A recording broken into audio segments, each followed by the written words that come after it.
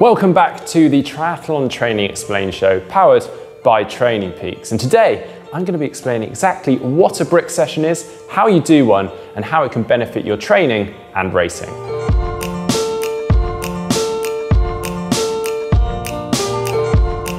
If you've ever done a triathlon before, you'll likely have experienced that dreaded jelly legs feeling. Sadly, you never completely get rid of that feeling. It's kind of part and parcel of triathlon, but you can help to reduce that feeling and to get a little bit more used to it, which is where brick sessions come in.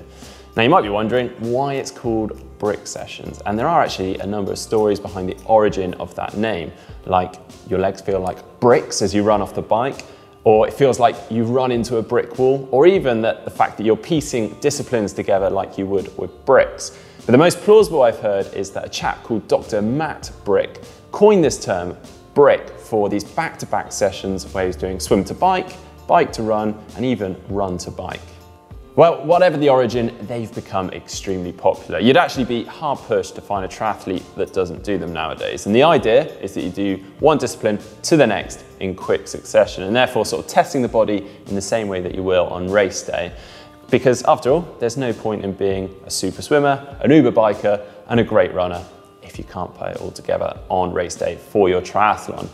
The reason that it does feel so hard is because of a thing called blood shunting. So when we're swimming, we're predominantly using our arms. So all our blood is pumping to our arms to transport that oxygen and energy there. But then when we come out of the swim and we start running to our bike and we start cycling, suddenly we try to use different muscle groups and all our blood needs to be shunted to different areas of our body. And that is why it feels so hard. If you haven't trained that to do it quickly and efficiently, it feels pretty awful. Now, the other reason it can feel so hard is due to the different demands we're placing on our muscles throughout a triathlon. If we take our legs, for example, we're expecting them to propel us forward, to support us, and even to take quite a lot of impact during the run. That takes quite a lot of getting used to, as well as the different body positions throughout a triathlon.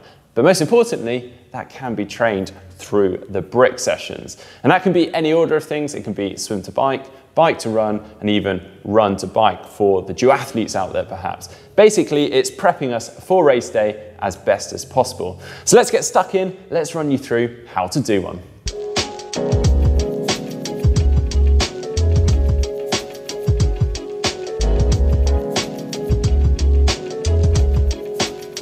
So today I'm going to be doing a bike to run brick session. Now this is probably the most popular type of brick session, partly because it's probably the easiest as well in terms of setup, unless of course you can jump straight on your bike out of a swimming pool or out of an open water venue. In terms of the setup, you have a couple of options here. Some opt to do this all or part indoors using a turbo trainer, a static gym bike, and then jumping off onto a treadmill, whilst others opt to do it outdoors. The reason that some people like to do it indoors might be due to the weather, might be due to available daylight hours, or also just in terms of getting the quality out of the session without any disruptions. And actually, some people like to do hard sessions and work hard right up to the point that they jump off the bike and onto the run. So you can do that quite easily indoors.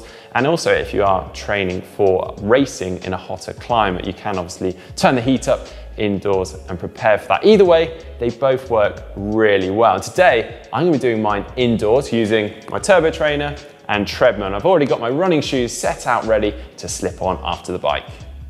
This doesn't necessarily need to be a flat out race day transition, but it's always good to practice. Too long, and it sort of negates the point of doing the brick session.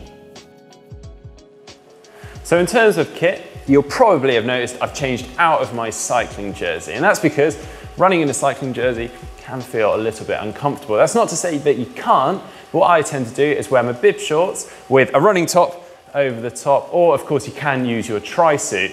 If you are going outdoors, then you might like to use your cycling jersey with your spares in your pockets behind, and then when you come in to change over to the run, you can just do a quick transition and change your top.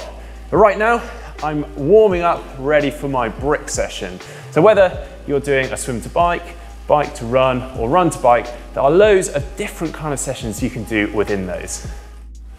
If this is your first brick session or you're new to triathlon, then it's really important that you simply go through the motions of a brick session to begin with and get used to the feeling of it. So keep it to a steady aerobic pace, so something like a 30-minute steady ride followed by a 15-minute steady run. And then as you get more comfortable with that and you feel a little bit fitter, you can start to increase that gradually by increasing the duration or the distances in line with your triathlon.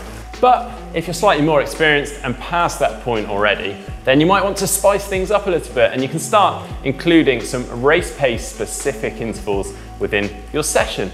So first example we have is this one here. Now this is focused more on those shorter distance triathlons, your sprint and Olympic distance triathlons. In fact, this is the session that I'm doing today. It's got some relatively short, high intensity efforts with, again, some relatively short recoveries between them.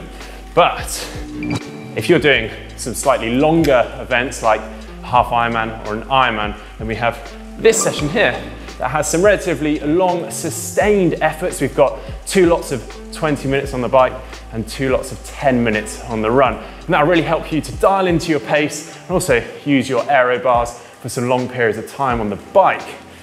Okay, but now let's really mix things up a bit now, because there's no harm in going from one discipline to the next, over and over and over, sort of creating a monster brick session like this one. Now this will be a really high intensity, it's quite short reps from one to the next, but the focus is really on going from those transitions from one discipline to the next, practicing that process and that feeling. And of course, you can increase the durations depending on the distance that you're focusing on. It really can be tailored any way you like.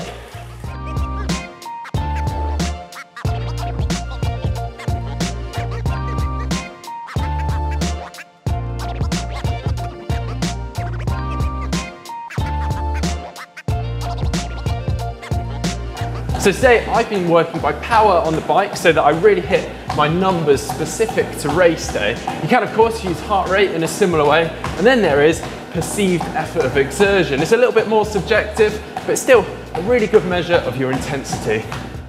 If you would like to use these metrics for your brick session, the suggested values for each distance during the bike are on screen right now. And if you like, why not just take a screenshot? Now onto the run as I am now, you can continue to use heart rate and perceived effort of exertion. Right now, I'm actually working by speed, so I've set the treadmill to my ideal race pace that I'm going to work to. And if I was out on the road, I can also just use my GPS watch to monitor my speed. So again, those values for the run per distance are also on the screen right now. There are a few methods to working out your threshold run pace that you can see in one of our previous videos where we talk about tempo and threshold running. These can be really tough sessions. In fact, a lot of athletes just keep it to one hard quality session per week. But of course, there's no harm in doing some of your easier sessions back to back in a brick session like format. It's also a really good way of just getting your training done and freeing up time during the week. While the jury is out as to whether you should do all of your training like this, some say that you still need to focus on the quality of individual sessions. But that aside, there's clearly a very big training benefit to doing brick sessions. So I definitely recommend doing at least one brick session per week. And if you like this video, hit that thumbs up button. And if you'd like to see more videos from GTN, just click on the globe and subscribe. And if you'd like to see our tempo running video where I explain how to work out your threshold run pace, just click down here. And if you'd like to see our functional threshold power video for the bike and how to work out your FTP, just click down here.